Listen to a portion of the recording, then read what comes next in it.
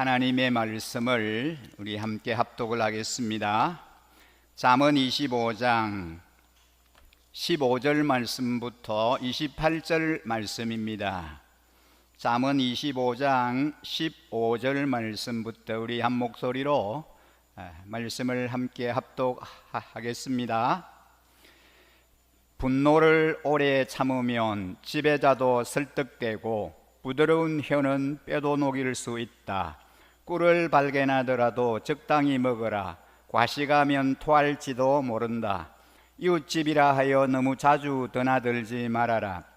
그가 실정이 나서 너를 미워하게 될지도 모른다.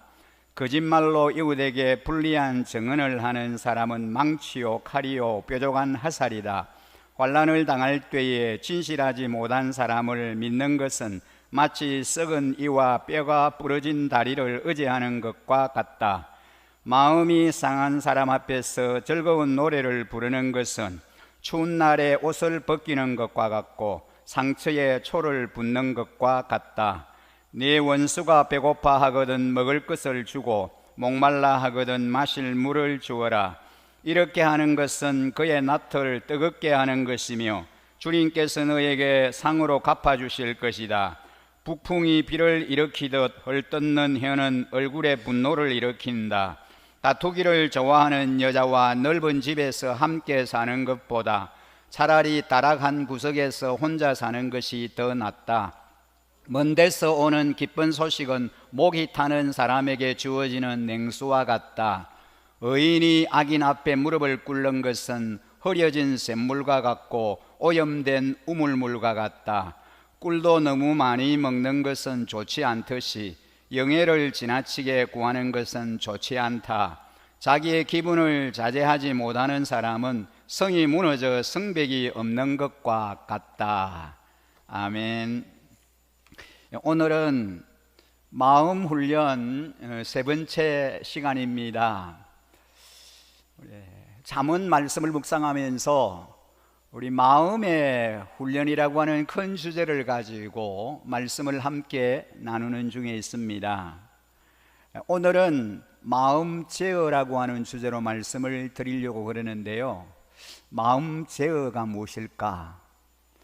마음 절제라고 생각을 하셔도 되겠습니다. 우리 마음을 어떻게 제어할까, 절제할까, 그렇게 생각하시면 되겠습니다. 이 온유는 끓어오르는 화를 억제할 수 있는 성품입니다. 온유한 성품. 마음속에 일어나는 경랑까지도 잠재울 수 있는 힘이기에 결코 약한 성품이 아닙니다. 온유한 자 그러면 약하고 부드럽고 힘이 없는 그런 사람을 말하는가 생각하는데 그런 거 아닙니다. 성경에 보면은 예수님이 마태복음 11장 19절에서 이런 말씀을 하셨어요. 나는 마음이 온유하고 겸손하니 내 멍에를 메고 나한테 배워라 그러셨습니다. 주님이 마음이 온유하고 겸손하시다 그러셨어요. 우리 예수님의 성품 중에 온유하고 겸손한 성품이 있습니다.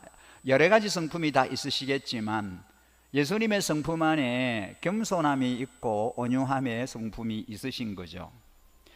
마음을 절제하지 못하고 폭발시키는 자는 그간에 쌓아온 모든 것을 잃어버릴 수 있습니다. 마음을 제어해야만, 마음을 절제해야만 사랑과 정의를 실천할 수 있습니다. 잠언 4장 23절에 보면 그 무엇보다도 너는 내 마음을 지켜라. 그 마음이 바로 생명의 근원이기 때문이다 라고 했습니다. 마음을 제어하라고, 마음을 지키라고 잠언 기자가 말씀하죠. 그러면 이 마음을 제어하는 유일한 방법이 무엇일까요? 우리의 마음을 절제해야 되는데 우리 마음을 절제하는 그런 방법이 무엇일까요?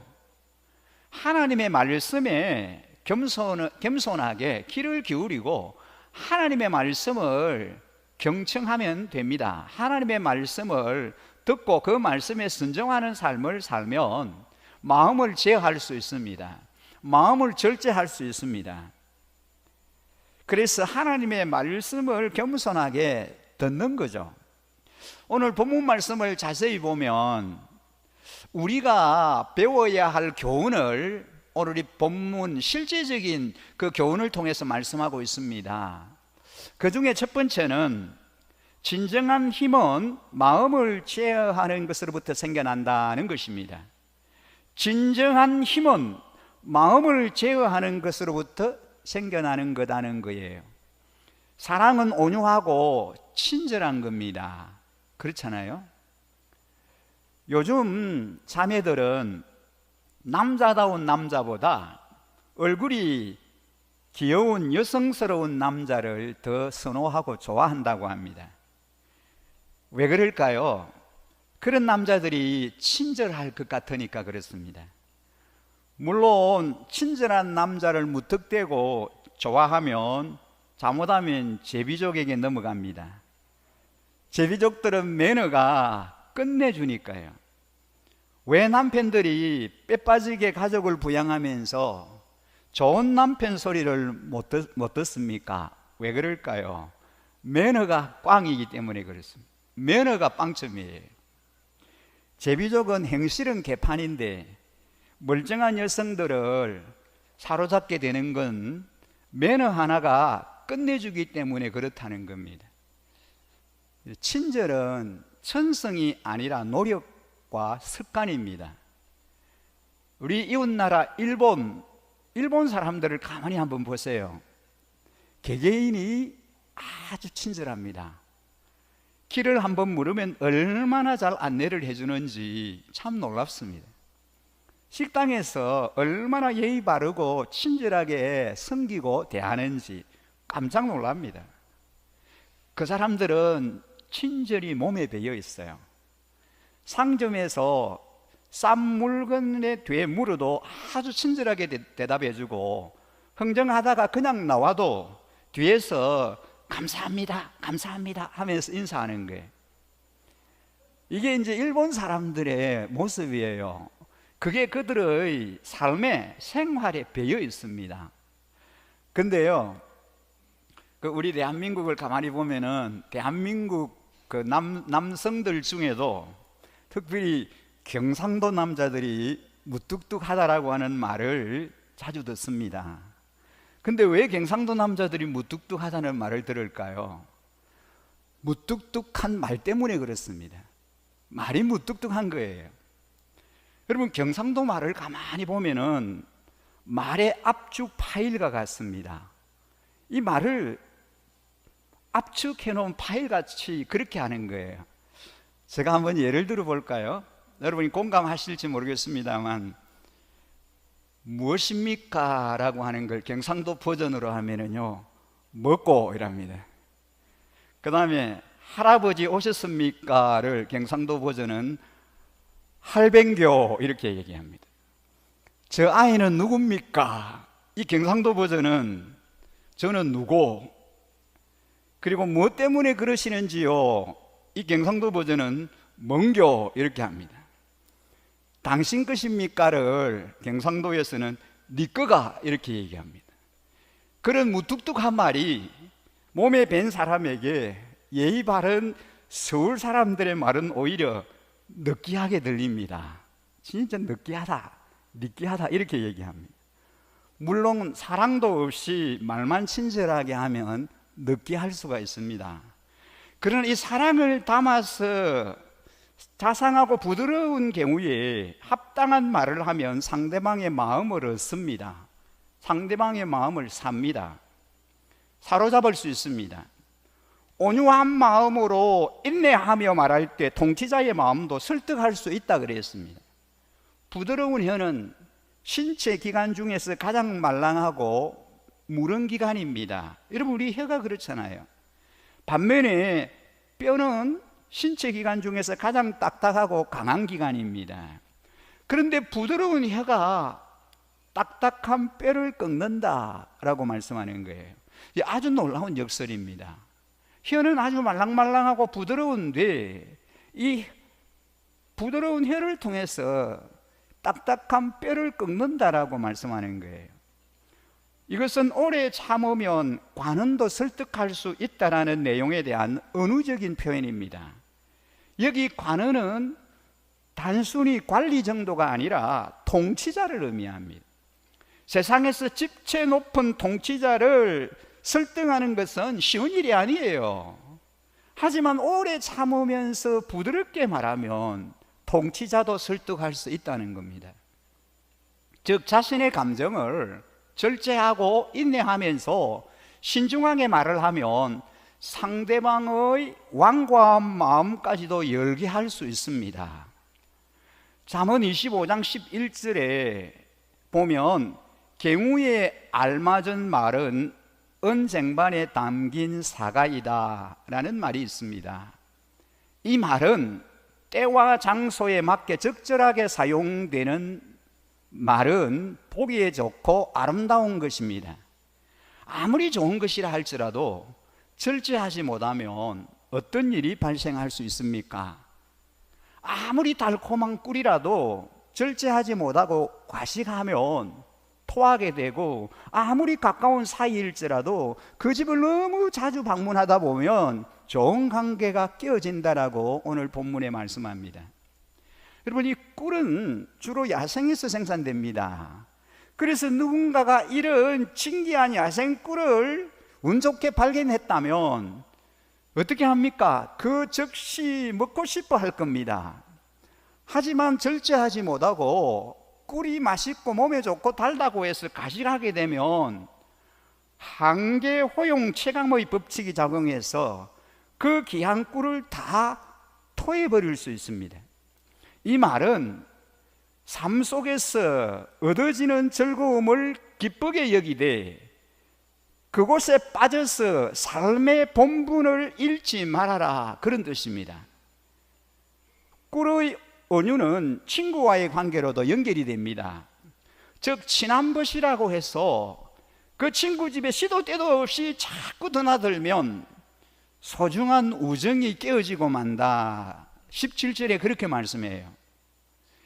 예의를 잘 지켜라, 이 말이죠. 친할수록 가까울수록 예의를 잘 지켜야 된다, 그 말이에요. 근데 여러분, 우리 한국 사람들이요 많이 실수를 해요. 진짜 가깝고 아주 그 사이가 더 이렇게 친밀해지면 함부로 대하는 거예요. 말도 그냥 쉽게 해버리고, 그러면 안 된다는 거죠. 가까울수록 더 예의를 지켜야 합니다. 지금 잠언에서 그런 말씀을 세세하게 하고 있는 거예요. 우리 부부 관계도 마찬가지입니다. 친절하고 친밀한 거하고 예의를 지키지 않는 거하고는 다릅니다. 아무리 우리가 가까워도 예의는 지켜야 돼요. 예의는 지킬 줄 알아야 됩니다. 인간관계에서 우리가 좋은 관계를 유지하고 성공적인 관계를 유지하려면 예의를 지키고 상대방을 존중해야 됩니다. 그렇죠? 네. 지금 이 잠언, 오늘 우리가 읽은 이 본문에서 아주 세세하게 계속해서 이렇게 말씀하는 거예요.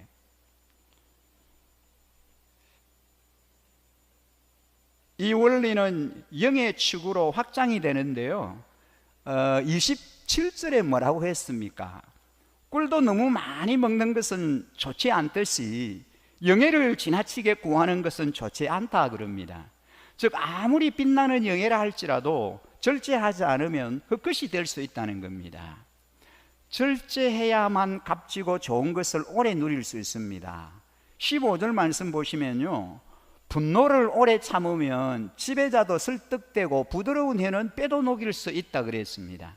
오래 참았다가 적절한 때에 진지하게 하는 말이 설득력이 있다는 말이에요. 또한 부드러운 혀는 뼈를 꺾는다는 말은 마음의 장벽을 헐어서 결국 불가능하게 보이는 일도 가능하게 만든다는 뜻입니다. 그처럼 할 말을 오래 참았다가 가장 적절한 때에 부드럽게 말하는 사람이 진짜 의인입니다. 이런 자는 무더운 추수 때에 얼음 냉수와 같이 주인의 마음을 시원케 함으로 하나님을 기쁘게 한다, 그렇게 말씀하세요. 우리가 신약 성경을 보면 어려운 한 사람을 찾을 수 있습니다. 마태복음에 보면 소개가 되는데요, 마리아가 처녀로 잉태를 했을 때 그의 남편 요셉은 의인이라 그랬습니다. 그래서 그 사실을 드러내지 않고 가만히 끊으려고 했습니다.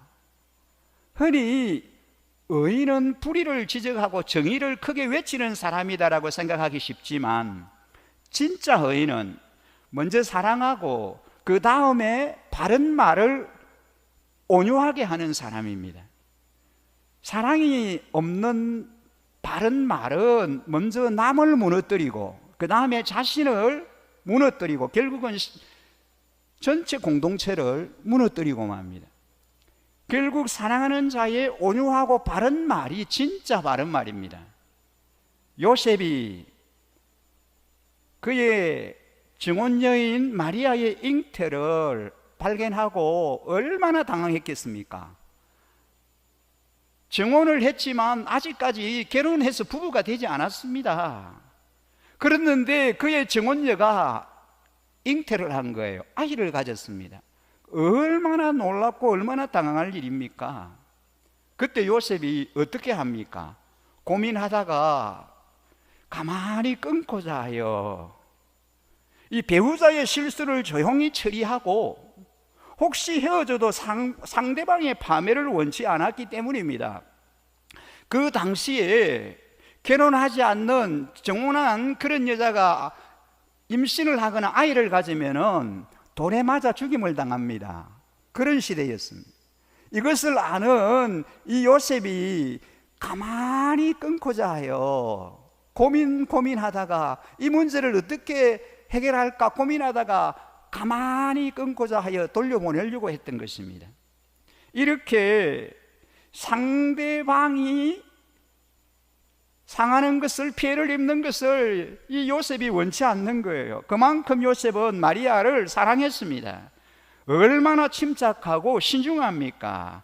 그처럼 급하게 행동하지 말고 기도하면서 이해할 수 없는 사건에도 어떤 소중한 의미가 있다고 여기십시오.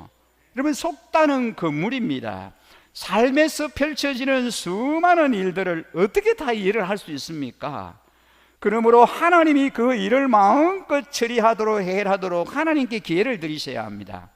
하나님은 우리의 계획보다도 더 놀라운 계획을 이해할 수 없는 사건을 통하여 이루어 가시는 분이십니다. 결국은 주의 사자가 다시 요셉에게 찾아와서 너의 정혼한 마리아를 데려오기를 주저하지 말아라. 그가 잉태한 것은 성령으로 잉태된 거다라고 이 놀라운 사실을 그에게 알려줍니다.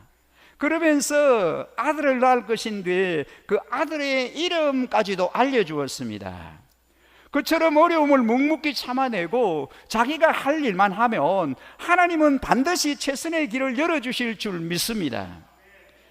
마음을 절제하지 못하는 사람은 외부로부터 자신을 지킬 수가 없습니다. 자신의 마음을 절제하지 못하는 것은 성에 둘러진 성벽을 걷어내는 것이나 마찬가지다라고 말씀합니다. 성벽이 없다면 그 성은 대적에게 짓밟힐 수밖에 없습니다. 마음을 절제하지 않는 것은 자신의 삶을 타인이 약탈하도록 방치하는 것이나 마찬가지입니다. 자신의 삶을 든든하게 지키고 싶다면 마음의 절제가, 마음의 제어가 필요합니다. 아무리 좋은 것이라 할지라도 욕심을 내지 않는 게 중요합니다. 인간관계가 되었던, 자기 성취 욕구가 되었던, 물질에 대한 소유욕이 되었던 절제되어야 합니다. 마음의 욕구를 통제하지 못하면 인생 전체가 기초로부터 흔들려 무너질 수 있습니다. 온유한 말과 행동은 상대의 분노까지 누그러뜨릴 수 있습니다. 지혜로운 사람은 자신의 마음을 제어하면서 이성적으로 예의 바르게 말합니다. 감정을 절제하기 힘들 정도로 화가 나는 상황에서 우리는 어떻게 행동해야 할까요? 마음을 절제할 수 있어야 자기 성읍도 지킬 수 있다라고 말씀합니다. 성읍은 내 상황과 가족, 공동체, 직장과 같은 삶의 현장을 말하는 겁니다. 우리가 잘 절제하고 마음을 제어해야 우리의 모든 주변의 환경과 상황을, 모든 그 삶을 잘 컨트롤할 수 있다는 거죠. 이것을 오늘 본문은 우리에게 말씀하고 있습니다. 오늘 이 본문을 통해서 또 우리에게 교훈하는 또 한 가지가 있습니다. 그것은 자기 마음을 제어해야 사회에서 사랑과 정의도 실현할 수 있다는 것입니다. 마음을 제어하지 못하는 자는 이웃에게 해를 끼치게 됩니다. 21절에 보면은 네 원수가 배고파 하거든 먹을 것을 주고 목말라 하거든 마실 물을 주어라 그랬습니다. 22절은 이렇게 하는 것은 그의 낯을 뜨겁게 하는 것이며 주님께서 너에게 상으로 갚아주실 것이다 라고 말씀합니다. 우리는 부정적인 말은 입에 담지도 말아야 합니다. 그리고 더 주의해야 할 것은 언제나 긍정적인 말을 하는 겁니다. 우리는 가급적이면은 아예 침묵하든지 아니면은 찬란한 미래를 말해주든지 둘 중에 하나만 하시면 됩니다. 지상 최고의 예언은 사랑하는 사람에게 축복의 말을 해주는 겁니다. 현재의 모습은 부족해도 계속 믿어주고 지지해주고 계속 축복의 말을 해주면은 신기하게 그 말대로 이루어집니다. 여러분, 초등학교 6학년 한 아이가 있었는데요, 이 아이는 사회성은 있었지만 산만해서 성적이 바닥이었습니다. 어느 날 책을 읽고 독후감을 써서 발표하라고 하는 그런 숙제를 받았습니다. 그런데 제출 전날까지 놀다가 밤에 숙제를 하려고 했는데 이 산만해서 책을 못 읽고 결국은 독후감을 못 썼습니다. 대신에 책과는 전혀 상관이 없는 얘기를 써서 다음 날 독후감 대신에 그 얘기를 발표를 했습니다. 그러자 선생님과 학생들은 모두가 그에게 매료되었습니다. 그는 좋은 성적을 전혀 기대하지 않았습니다. 그런데 나중에 성적을 받아보니까 놀랍게도 A+를 받았습니다. 성적 밑에 선생님이 이런 코멘트를 달았습니다. 책과 전혀 상관이 없는 얘기를 했지만 너는 놀라운 스토리텔러의 재질이 있구나. 계속 힘써봐. 선생님이 그런 코멘트를 달아준 거예요. 그 성적표를 보고 이 아이가 용기를 얻었습니다. 그리고 자기 재능을 개발해서 나중에 유명한 영화 작가가 됐습니다. 그 선생님의 방법이 바로 예수님의 인물을 만드는 방법이었습니다. 예수님의 제자들은 실수도 많았고 약점도 참 많았습니다. 여러분, 예수님의 12제자들의 면면을 보면은 참 어디서 이런 사람들을 골랐을까 싶을 정도로 특이한 사람들이에요. 수제자라고 하는 베드로 한번 보십시오. 성질이 급합니다. 소리가 컸습니다. 아주 다혈질이었습니다. 참을 줄을 모릅니다. 생각하면 그대로 행동에 옮기는 사람입니다. 도마는 어떻습니까? 비꼬는 말이 많은 아주 의심쟁이입니다. 믿으려고 잘 안 해요. 다 말하고 보면 의심부터 합니다. 마태는 어떻습니까? 교활한 매국노의 대명사였던 쉐리였습니다. 이런 사람들이에요. 면면이 다 그렇습니다. 그런 제자들을 향하여 예수님이 뭐라고 말씀을 하십니까? 너희는 세상의 빛이다 그러셔요. 너희는 세상의 소금이다 이렇게 얘기하시는 거예요. 여러분, 얼마나 말도 안 되는 얘기입니까? 어떻게 이런 사람들을 모아놨는데 그들을 보고 너희는 세상의 빛이고 너희는 세상의 소금이다, 어떻게 그런 얘기를 할 수 있습니까? 그러나 예수님은 그들의 현재의 모습으로 부르지 않고 미래 모습으로 부르며 찬란한 비전을 통해서 그들의 미래를 조각한 것입니다. 그러나 그들은 정말로 찬란한 인생을 조각해내며 마침내 기독교 역사상 가장 위대한 존재들이 되었습니다.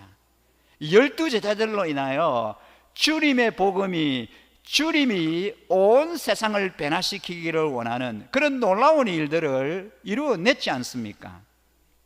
이렇게 지금은 당장은 면면이 다 그렇더라도 미래에 나중에 이들이 어떻게 쓰임을 받을 것인지에 대해서 그들의 미래를 주님은 보셨던 것입니다.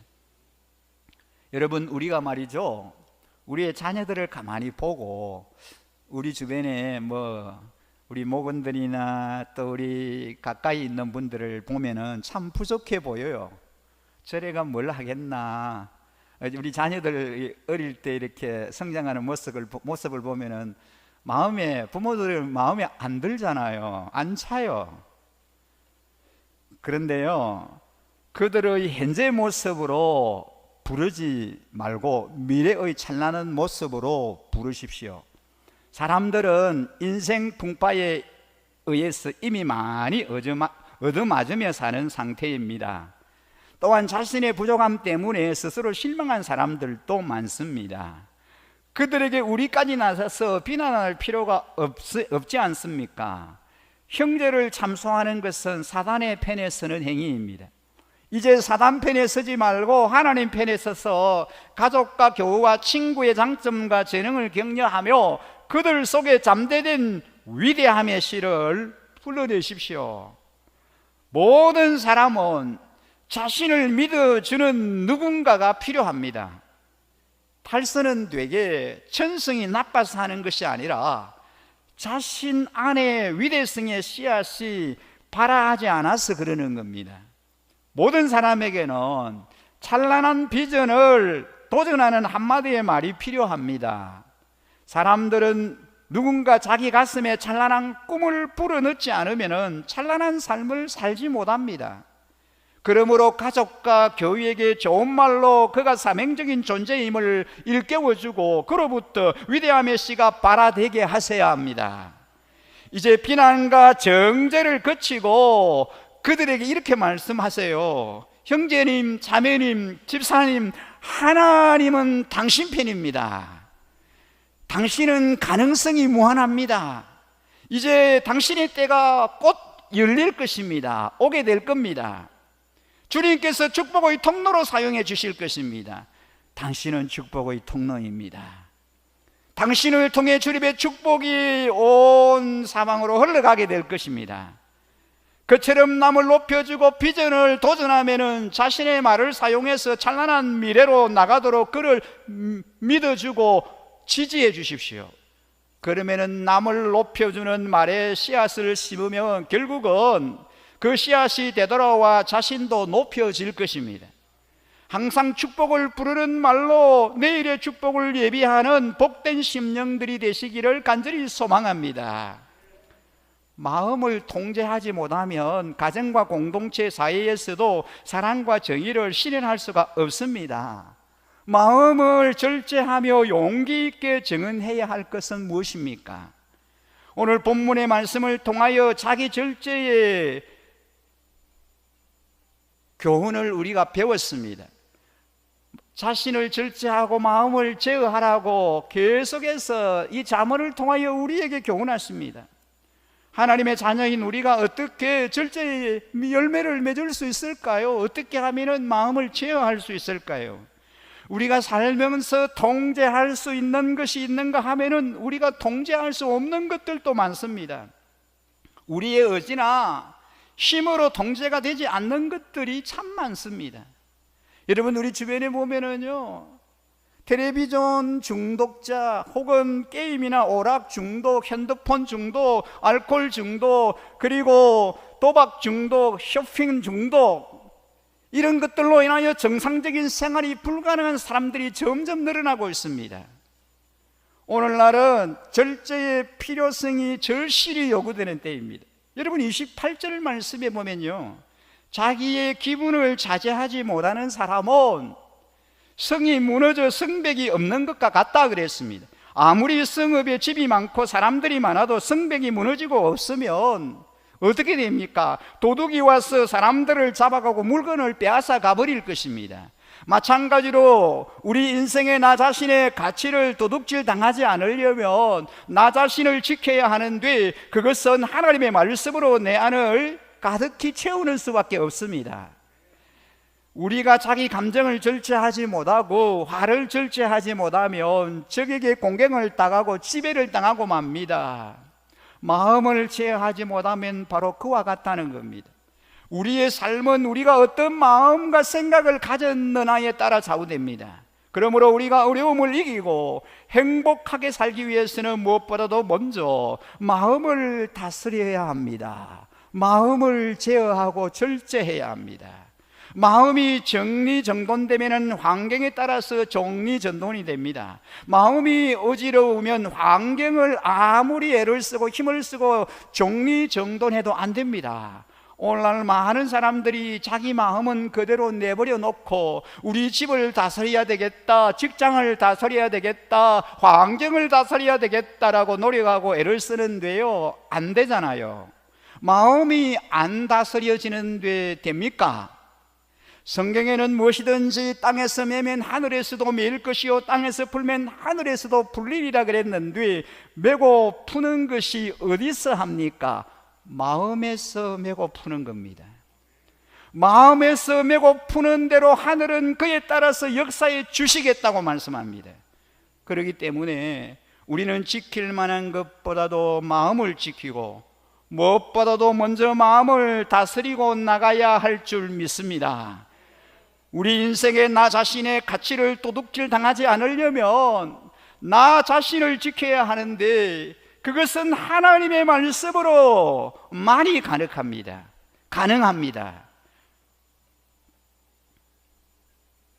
고린도전서 2장 25절에 보면은 경기에 나서는 사람은 모든 일에 절제를 합니다. 그런데 그들은 썩어 없어질 월계관을 얻으려고 절제하는 것이지만 우리는 썩지 않을 월계관을 얻으려고 하는 것입니다 라고 그랬습니다. 믿음을 가진 주님의 자녀들은 영원한 하나님의 나라를 소망하는 자들이기 때문에 절제할 수 있습니다. 마음을 제어할 수 있습니다. 우리는 오직 성령의 능력으로 우리의 마음을 제어하고 절제할 수 있습니다.